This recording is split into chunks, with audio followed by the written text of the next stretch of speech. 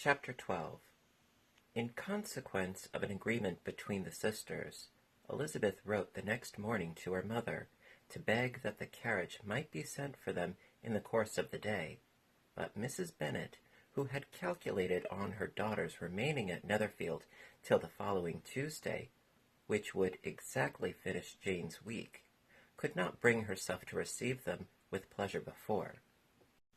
Her answer, therefore, was not propitious, at least not to Elizabeth's wishes, for she was impatient to get home.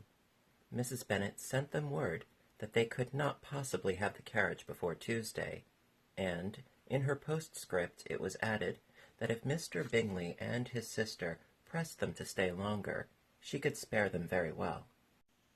Against staying longer, however, Elizabeth was positively resolved, nor did she much expect it would be asked, and fearful, on the contrary, as being considered as intruding themselves needlessly long, she urged Jane to borrow Mr. Bingley's carriage immediately, and at length it was settled that their original design of leaving Netherfield that morning should be mentioned, and the request made.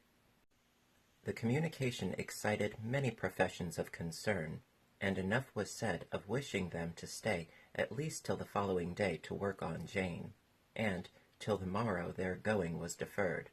Miss Bingley was then sorry that she had proposed the delay, for her jealousy and dislike of one sister much exceeded her affection for the other.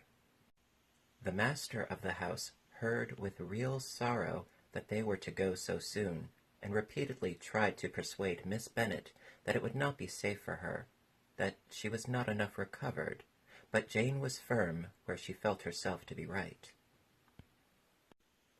To Mr. Darcy it was welcome intelligence. Elizabeth had been at Netherfield long enough. She attracted him more than he liked, and Miss Bingley was uncivil to her, and more teasing than usual to himself. He wisely resolved to be particularly careful that no sign of admiration should now escape him, nothing that could elevate her with the hope of influencing his felicity, sensible that if such an idea had been suggested, his behavior during the last day must have material weight in confirming or crushing it. Steady to his purpose, he scarcely spoke 10 words to her through the whole of Saturday, and though they were at one time left by themselves for half an hour, he adhered most conscientiously to his book, and would not even look at her. On Sunday, after morning service, the separation, so agreeable to almost all, took place.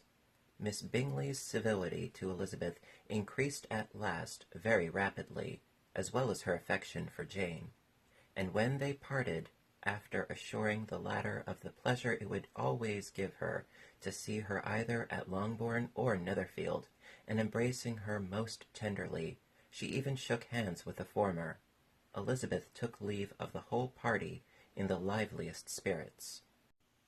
They were not welcomed home very cordially by their mother. Mrs. Bennet wondered at their coming, and thought them very wrong to give so much trouble, and was sure Jane would have caught cold again. But their father, though very laconic in his expressions of pleasure, was really glad to see them. He had felt their importance in the family circle. The evening conversation, when they were all assembled, had lost much of its animation, and almost all its sense, by the absence of Jane and Elizabeth. They found Mary, as usual, deep in the study of thorough bass and human nature, and had some new extracts to admire, and some new observations of threadbare morality to listen to. Catherine and Lydia had information for them of a different sort. Much had been done, and much had been said in the regiment since the preceding Wednesday. Several of the officers had dined lately with their uncle. A private had been flogged, and it had actually been hinted that Colonel Forster was going to be married.